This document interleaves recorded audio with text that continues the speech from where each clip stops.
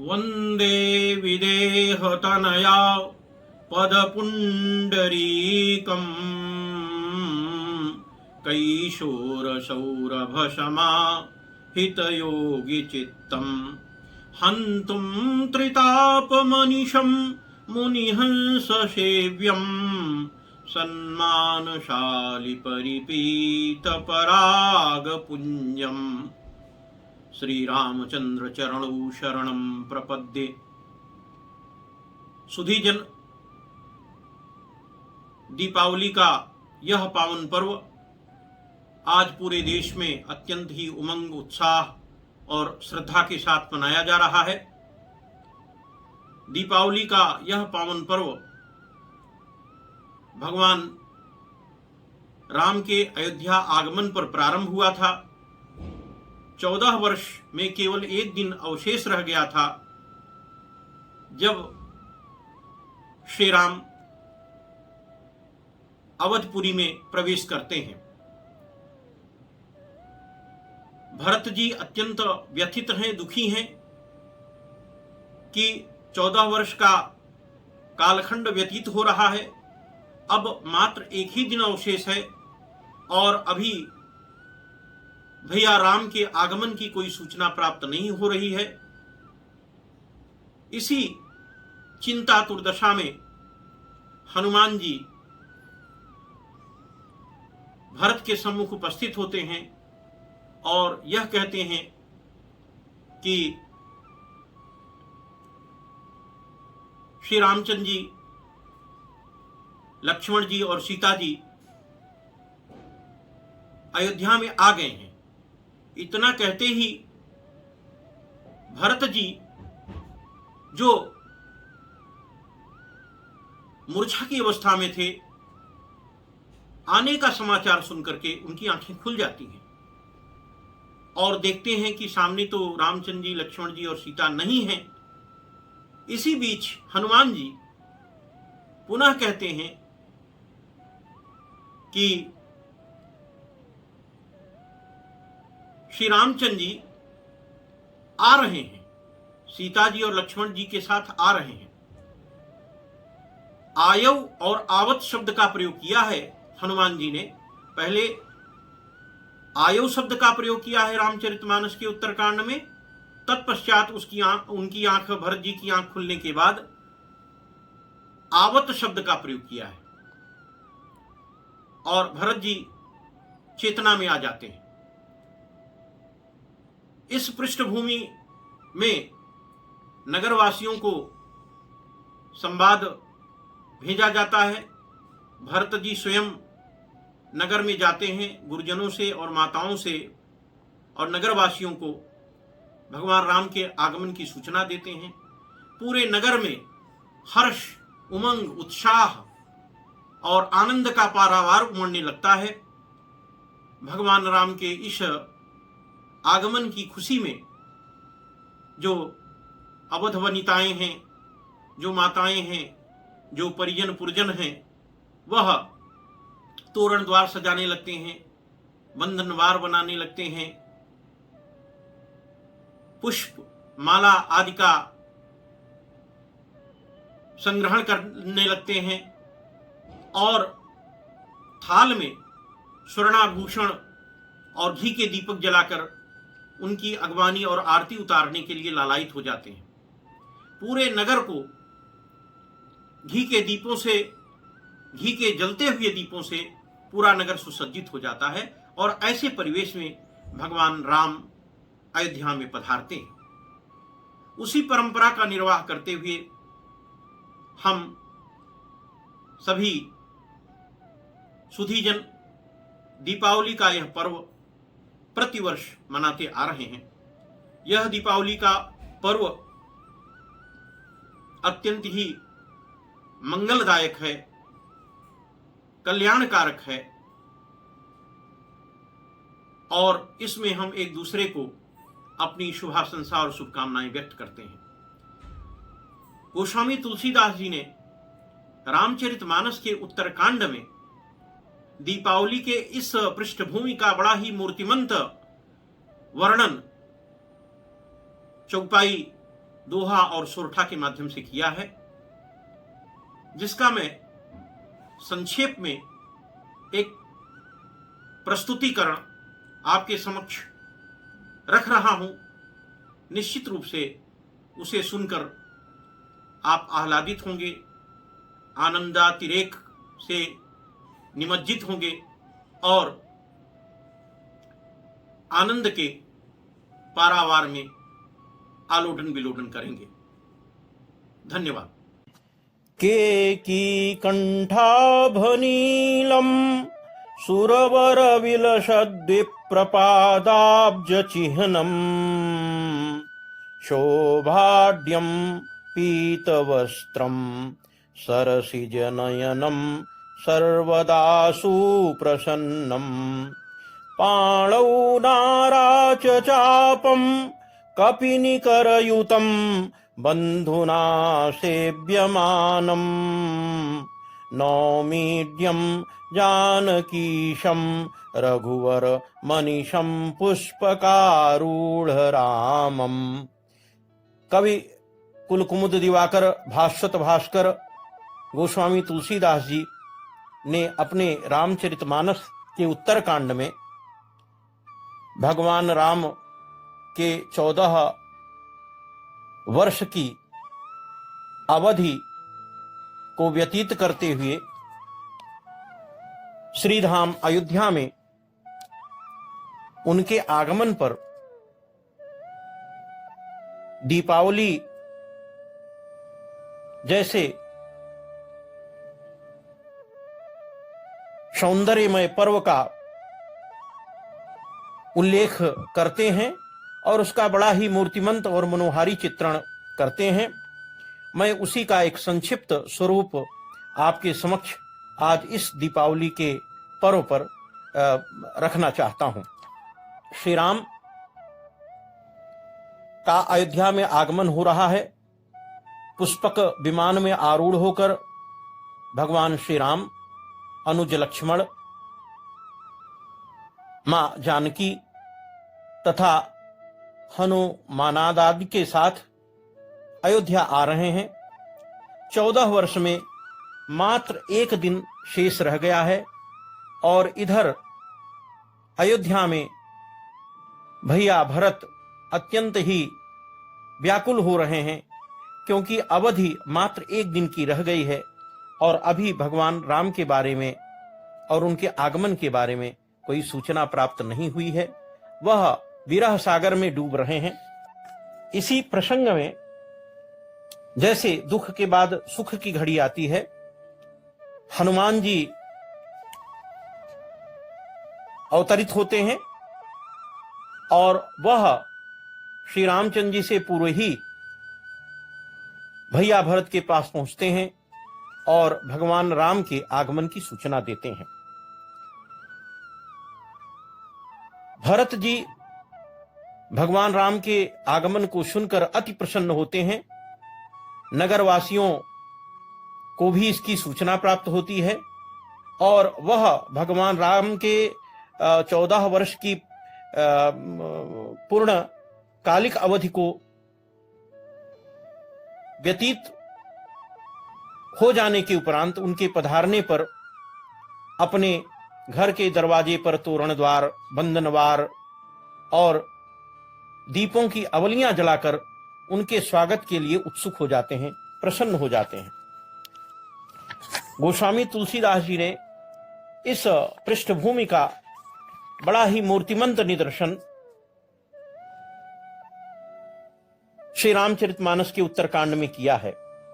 सगुन हो ही सुंदर सकल मन प्रसन्न सबकेर, प्रभु आगमन जनाव जनु नगर रम्य चहु फेर। भरत नयन भुज दक्षिण फरकत बारहि बार, जानि सगुन मन हरस अति लागे करन विचार। चूंकि अवधि मात्र एक दिन रह गई है, अतः भैया भरत के मन में किंचित दुख व्याप्त हो रहा है।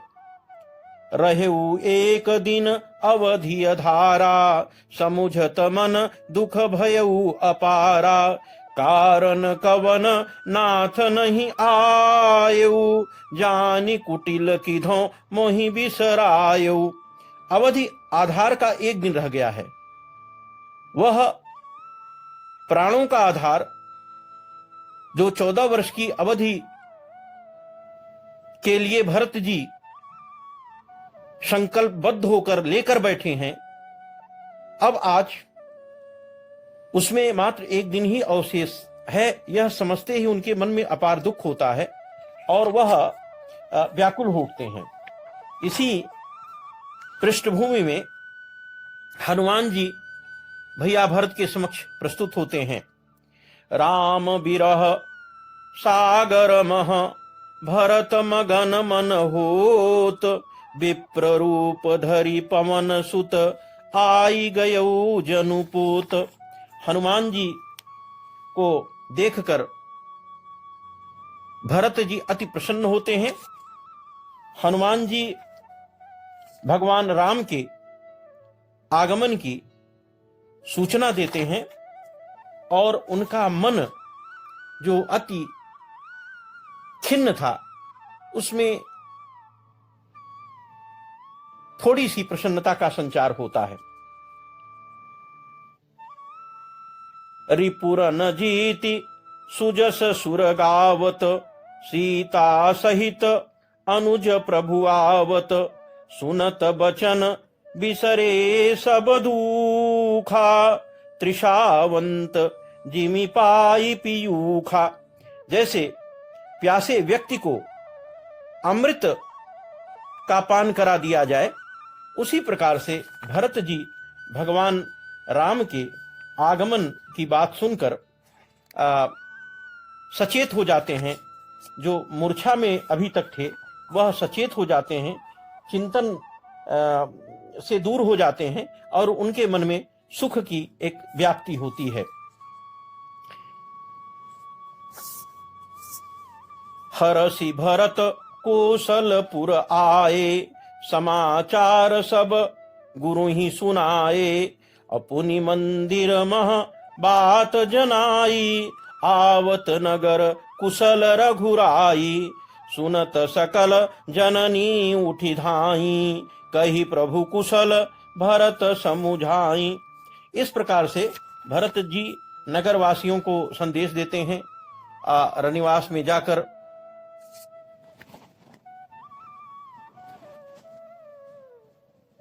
इस प्रकार भरत जी प्रसन्नयुत होकर अयोध्या नगरी में प्रवेश करते हैं। गुरु जी को यह समाचार सुनाते हैं, दौड़कर माताओं को यह समाचार सुनाते हैं। माताएं भी इस समाचार को सुनकर अति प्रमुदित होती हैं, प्रसन्न होती हैं। समाचार पुरवासिन पाए, नर अरु नारी हरस सब धाये, दधि दुर्वा रोचन फल फूला, नव तुलसी दल मंगल मूला, भरी भरी हेम थार भामिनी, गावत चली सिंधूर गामिनी। इस प्रकार से पूरे नगर में प्रसन्नता की व्याप्ति है, खुशहाली का लहर उमड़ पड़ा है। यह सुखद समाचार पाकर कि श्री राम मां जानकी और भैया लक्ष्मण के साथ अयोध्या बस पहुंचने ही वाले हैं। जीति गढ़ लंक बंक लखन सिया के संग, कुशल आनंद सब भांति रघुराई है, वृंदारक वृंदन ते वंदित अमंद फल, कीरति सुछंद तिहु लोक सरसाई है, विजयी विमान चढ़े आवत सुजान आई, दूत हनुमान ऐसी खबर जनाई है, बेगी साजो आरती सुमंगल कलश साजी, आज महाराज रघुराज की अवाई है। और यह सुखद समाचार पाकर पूरे नगरवासी अत्यंत प्रसन्न हो गए और सारा काम छोड़कर दौड़ पड़े अगवाई के लिए, अगवानी के लिए। धाये धाम काम सब त्यागी, मनहु रंक निधि लूटन लागी। और इधर जो नगर की रमणियां हैं, वनिताएं हैं, वह घर की साज सज्जा करने लगती हैं। बंधन द्वार, पुष्पमालाएं, कलश, स्वस्तिक आदि के चिन्ह अपने घरों के सामने बनाने लगती हैं। दधि दुर्वा रोचन, फल फूल, तुलसी दल इत्यादि थाली में सजाने लगती हैं। अपनी थालियों में स्वर्ण की मुद्राएं लेकर के वह प्रसन्नता में अगवानी के लिए दौड़ पड़ती हैं। जे जैसे ही तैसे ही उठी धामहि, बाल वृद्ध कह संग न लामहि। एक एकन कह बूझहि भाई, तुम देखे दयाल रघुराई। अवधपुरी प्रभु आवत जानी, भई सकल शोभा कई खानी। बहई सुहावन त्रिविध समीरा, भई सरजू अति निर्मल नीरा। हर्षित गुर परिजन अनुज, भूसुर वृंद समेत। चले भरत मन प्रेम अति, सन्मुख कृपा निकेत। बहुतक चढ़ी अटारिन, निरखहि गगन विमान। देखी मधुर सुर हर्षित, करहि सुमंगल गान। अयोध्या के नर नागर सब प्रसन्न होकर दौड़ पड़ते हैं भगवान राम की अगवानी के लिए, और उनमें इतना प्रसन्नता व्याप्त हो जाता है कि राकाशि रघुपतिपुर, सिंधु देखी हर्षान। बढ़्यो कोलाहल करत जनु, नारी तरंग समान। गोस्वामी जी कहते हैं मानो रघुनाथ जी पूर्णिमा के चंद्र की भांति हैं, पूर्णिमा की चंद्रमा की भांति ललिता ललाम भूत हैं, सौंदर्य संदोह संबलित हैं। और अवधपुर समुद्र रूप है। वह समुद्र रूप अवधपुर भगवान राम के पूर्ण चंद्र रूपी मुखमंडल को देखकर अत्यंत ही हर्षित हो रहा है। और जैसे पूर्ण चंद्रमा के आने पर समुद्र में उफान आने लगता है, लहरें बढ़ने लगती हैं, वैसे ही मालूम होता है कि यह जो कोलाहल है वह अयोध्या में बढ़ रहा है। और उस समुद्र की जो लहरें हैं, मानो वही अयोध्या की नारियां हैं जो तरंग के समान प्रसन्नता में तरंगायित हो रही हैं। रिधि सिधि संपत्ति नदी सुहाई, उमगी अवध अम्बुधि कहूं आई। जैसी स्थिति बन रही है। इस प्रकार भगवान राम समीप में, अयोध्या के अत्यंत समीप में आ जाते हैं और अपने साथ अन्य लोगों से कहते हैं कि यद्यपि सब वैकुंठ बखाना, वेद पुराण विदित जगु जाना। अवधपुरी सम प्रिय नहीं सो, यह प्रसंग जानई को। यद्यपि सब वैकुंठ समाना। गोस्वामी जी के रामचरितमानस के माध्यम से जो यह संवाद हुआ है उसमें भगवान स्वतः कहते हैं कि यद्यपि सब कुछ वैकुंठ की ही भांति है, लेकिन यह जो हमारी अयोध्यापुरी है, अवधपुरी है, यह विशिष्ट वैकुंठ धाम है। और विशिष्ट वैकुंठ धाम इसलिए है कि वैकुंठ की अपनी एक परिभाषा है। वैकुंठ का तात्पर्य है विगतः कुंठः यस्मात् असौ विकुंठ एव वैकुंठः, अर्थात जहां पर सामीप्य मुक्ति और सायुज्य मुक्ति सब एक साथ ही प्राप्त हो जाती हैं, उसे हम वैकुंठ कहते हैं। नित्यं दिव्यमनेक भोग विभवम वैकुंठ रूपोत्तरम सत्यानंद चिदात्मिकम स्वयं भून मूलम त्वयोध्यापुरी। ऐसी अयोध्यापुरी है, इसलिए वह वैकुंठ है जहां कुंठ का स्थान ही नहीं रह जाता। वैकुंठ को क्षीरसागर भी कहते हैं। वैकुंठ कारण स्वरूप है, रमा वैकुंठ है, महावैकुंठ है, विरजा वैकुंठ है, और वहां पर नित्य लीला विभूति भगवान की होती रहती है। इसलिए जहां एक ओर भगवान की सामीप्य मुक्ति प्राप्त होती है जीव को, वहीं दूसरी ओर जीव को सायुज्य मुक्ति भी उनके दर्शन मात्र से प्राप्त हो जाती है, सरयू में स्नान करने मात्र से प्राप्त हो जाती है। और इस बात को भगवान श्री हरि श्री राम अपने मुख से स्वयं कहते हैं, जन्म भूमि मम पुरी सुहावनी उत्तर दिशि बह सरजू पावनी जाम जनते बिनहि प्रयासा मम समीप नर पावहि पासा अति प्रिय मोहि यहाँ के बासी मम धामदा पुरी सुख राशि। यह जो सरयू है, सरयू का तात्पर्य है कि जहां पर सारे पाप नष्ट हो जाते हैं उसको सरयू कहते हैं, और सरयू सामीप्य मुक्ति प्रदान करती है।